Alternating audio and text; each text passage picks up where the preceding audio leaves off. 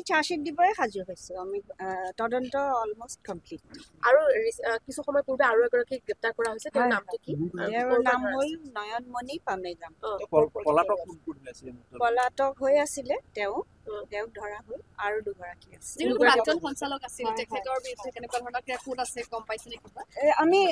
আপোনালোকে চব গমেই পাই আছে মই চব আপোনালোকৰ পৰা একো লুকোৱা নাই আপোনালোকে গম পাই আছে আৰু মই যিখিনি পাই থাকো মনালিসা গোস্বামীও পলাতক অৱস্থাত আছে নেকি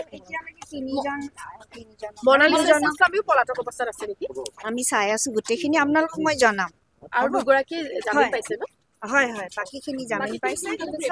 সব চাৰ্জশ্বিট যাব সব যাব আমি চাৰ্জশ্বিট দিবই সাজু হৈছো আমি তদন্ত অলমোষ্ট কমপ্লিট আৰু কিছু সময় পূৰ্বে আৰু এগৰাকীক গ্ৰেপ্তাৰ কৰা হৈছে তেওঁৰ নামটো কি তেওঁৰ নাম হ'ল নয়নমণি পামেগাম পলাতক হৈ আছিলে তেওঁক ধৰা হ'ল আৰু দুগৰাকী আছে প্ৰাক্তন সঞ্চালক আছিল তেখেতৰ বিৰুদ্ধে কেনেকুৱা ধৰণৰ কোড আছে গম পাইছে নে কিবা আমি আপোনালোকে চব গমেই পাই আছে মই চব আপোনালোকৰ পৰা একো লুকোৱা নাই আপোনালোকে গম পাই আছে আৰু মই যিখিনি পাই থাকো মনালিসা গোস্বামীও পলাতক অৱস্থাত আছে নেকি